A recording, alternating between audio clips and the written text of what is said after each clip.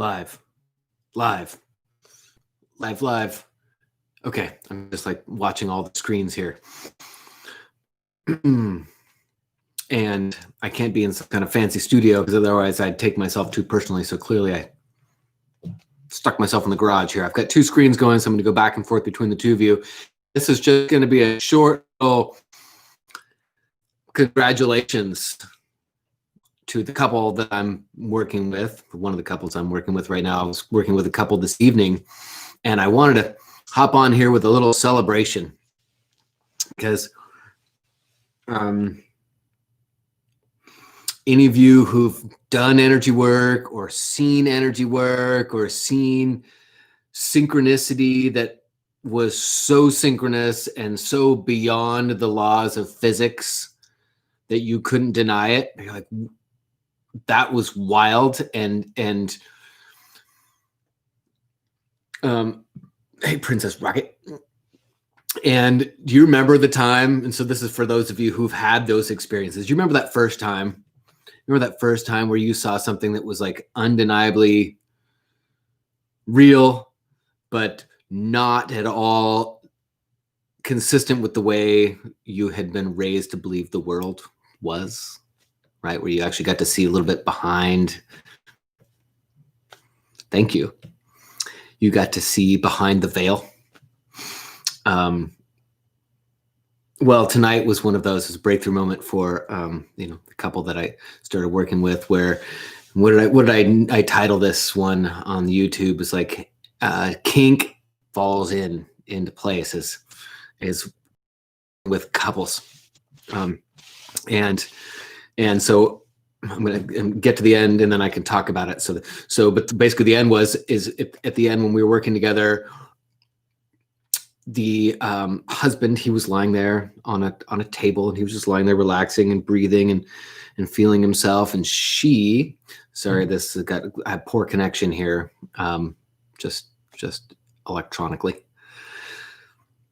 She was focusing on him, and I was having her do some little minor adjustments with where her focus was, what she was doing with her breath, what she was doing with her body posture, acting as though her body was a spiritual tool. A tool that when you, like any tool, when you use it properly, it finds say it's a screwdriver, right? And actually like a Phillips screwdriver, hey brother, it actually needs to find the screw, and it sinks into place and it locks, and then you've got a solid connection. The bond is established, and then you do something, and the thing that's the screw that's outside of you also turns. There's a solid connection.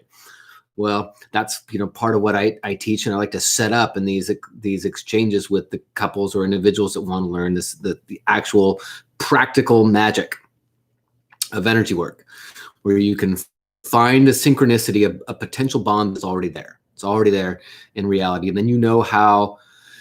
If you see a screw and you see a screwdriver, if you've never seen them before, you have no idea that they even relate, that they do anything together.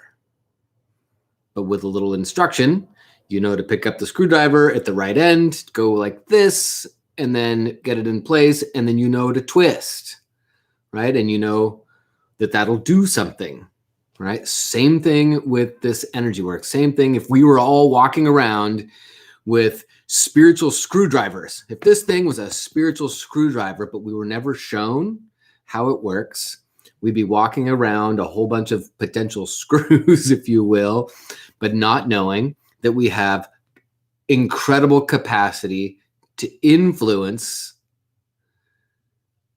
the life of ourselves and the life of others, to feel purpose and feel meaning and feel connection on our part, and actually offer deep connection and interaction, and sometimes guidance, or we'll just say that, with another person when we know what to do with this spiritual tool set. Now, I like to, so basically at the end of the call with this couple, I heard her say, he did it, he moved. And then she got into the details of what she had done and how he responded exactly how he should have, but she hadn't said it. He was face down, so he couldn't hear what she was saying. So it was a transmission across space not even from one consciousness to another, but it was the two consciousnesses, ours, we are at the same time in waking state. And when we're in waking state, like I am now and you are now, I'm talking, you're hearing, but at the same time, we're also actively dreaming. We are actively living in dream state right now, but we don't necessarily know it because that's on the other side of this veil. Now, what am I talking about dream state? If somebody walks down the street and you're looking over there, or say, response of some sort, I would either shut down or I'd rage, but there would be something that would come up that would be driven from my unconscious or subconscious. And again, I'm going back and forth because I've got two screens here. And I've got the YouTubers over here and the Instagrams over here. And those of you who are on Instagram, that I've just started the YouTube channel where I can post more things. It's going to be the idea, and more interviews and podcasts that I'll be doing. So those of you that like any of these rants that or posts that I put on here with the Tribe of Empaths, or on the Tribe of Empaths Facebook closed group, you can also sign up over on YouTube just under my name, Craig Walker. So what I like to talk about is practical magic. Practical magic you're doing all the time. We're actually almost walking around with a magic wand here, but if we didn't know it, we wouldn't know again what to do with it. So the dream state is where I was talking about. If the unconscious and subconscious is always on alert for what it wants and what it doesn't want, and it's on alert for just full on experiential opportunities. And so when it sees a bully, like I was saying, and it's like, okay, bully experience, and it just, or, right? It's living, it's on this to live that experience, that raw experience. So that is also in the realm of the collective consciousness. When what had happened with the couple that I was just working with, where she did something in her own body and followed her own impulse while she was resting her attention on him, and then he mirrored it without having any indication in three-dimensional space that what she had done. What happened? What transpired? So and that's where we talk about integrating the waking state into the dream state. And what does that mean? The waking state is where we, sorry, I just lost the mental thread there. Waking state is where we're separate, right? You're over there, I'm over here. And nothing I do affects anything that you do, because you are a sovereign being. You feel what you feel, think what you feel, can choose to do everything that you want to do in life because it's your life, it's you. Same thing goes for me. And that's half of you.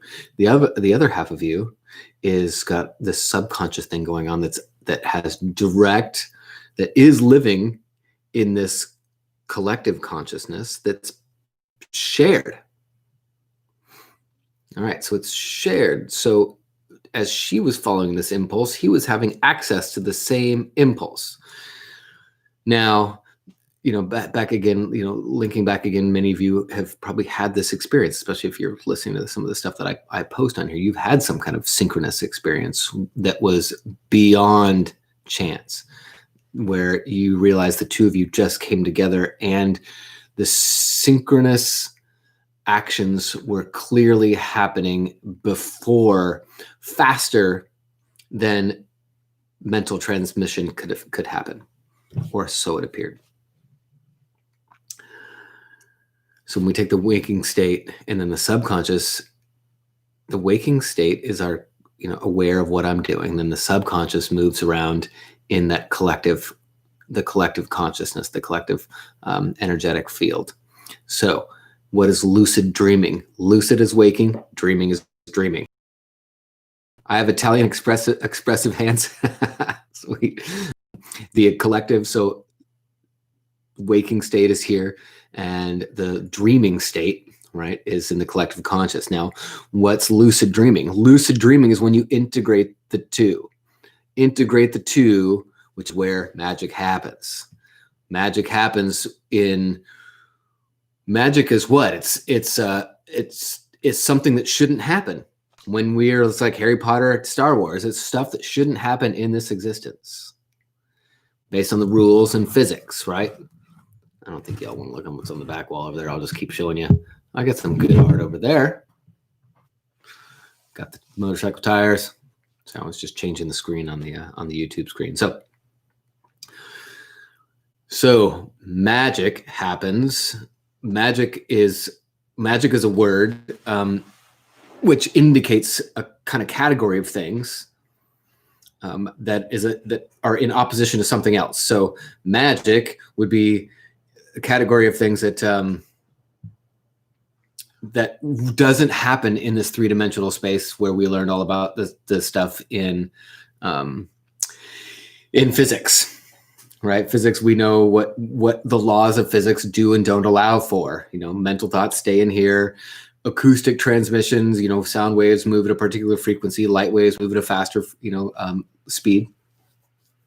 And things like communication between two bodies that's faster than that's faster than the speed of light, can't happen. Communication between two bodies, say on a Zoom call, say on a Zoom call, like an Instagram call, but a Zoom call on the computer that we're all using now, are probably all very skilled at, is if you're on a Zoom call with somebody else and you mute yourself, can they hear you? No. If you block off your video, can they see you? No. So do they have any idea what you're doing or what you're saying? No.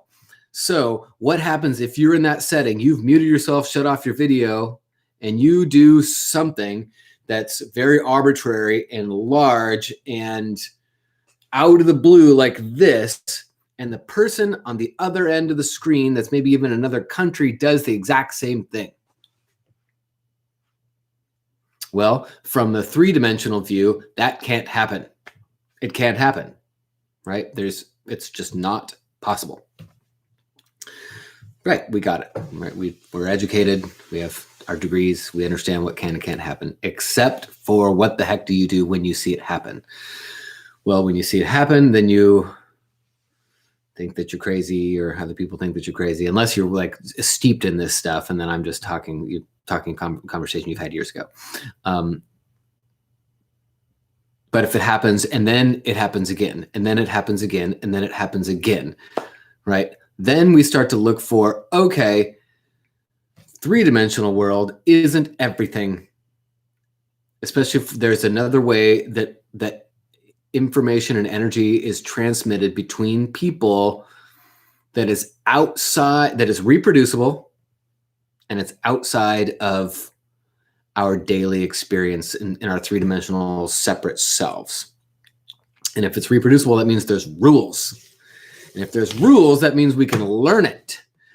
It means we can learn magic. That's why I call it everyday blue-collar magic. But blue-collar magic doesn't mean that it's any less miraculous. I'm just saying that because it means that, that we all have this amazing tool set that we're in. And when we learn the rules, the timing, the focus, the awareness here, the awareness on somebody else, the thought pattern, where we're actually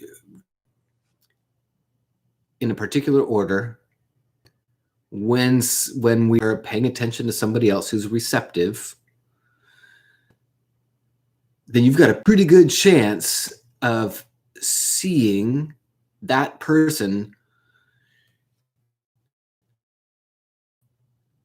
especially if they're able to be awake awake and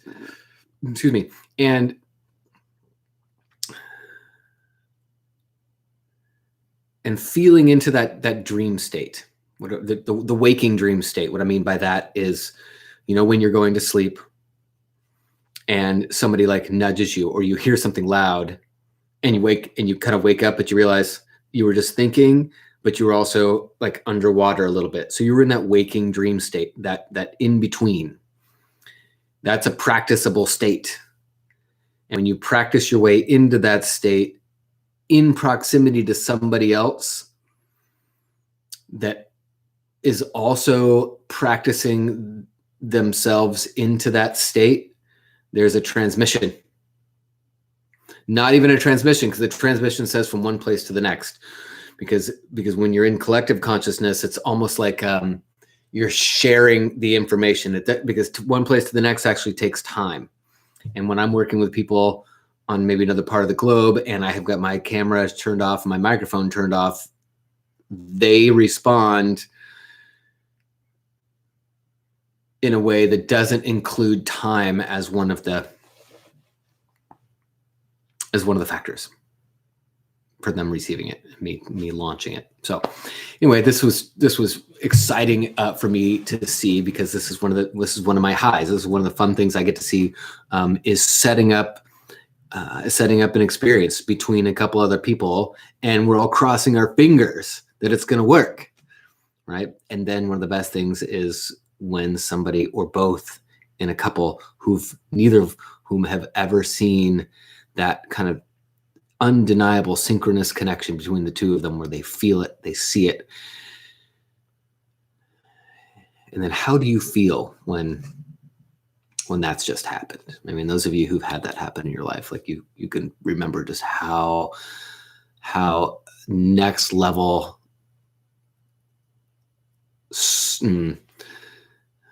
authentic that felt. So this is what I do. If you want to know more about it, and this is oftentimes how I find people are like, hey, this is my experience. They reach out, send me a direct message, and I'm happy to hop on a call with you. That's what I do. Hop on a call with people, no charge, and we can go from there. I also got a longer, like a 30-minute video that I'm happy to send you, anybody, for free, that details, more specifically what you can do. What is this spiritual tool? What you can do to play with it, and the benefit of having somebody else, like a significant other or intimate partner that you can play with, is that when we're doing stuff, like if you're trying to get yourself into that waking dream state, how the heck do you know when you get there?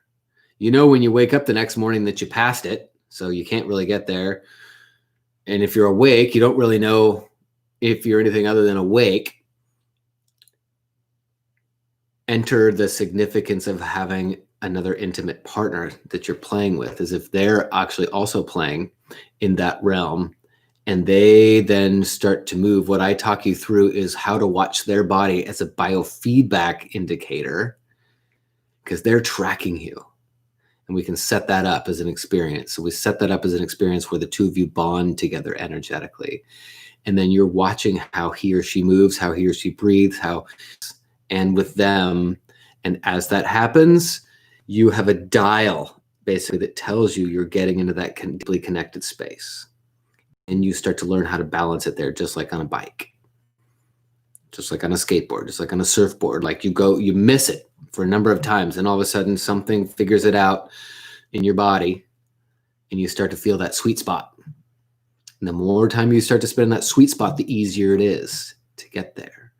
And then that's the birth of you, the magician, the energy worker, the deeply sensitive, highly sensitive, empathic being that has access to your skill set. That's more than just a receiver and an overwhelmed one. Okay. I'm going to see if I can get this stuff live, because I'm still figuring all this stuff out. I do much more in the energetic realm than I do in this electronical one. All right, see you all on YouTube, and then I will see you all later on the Insta.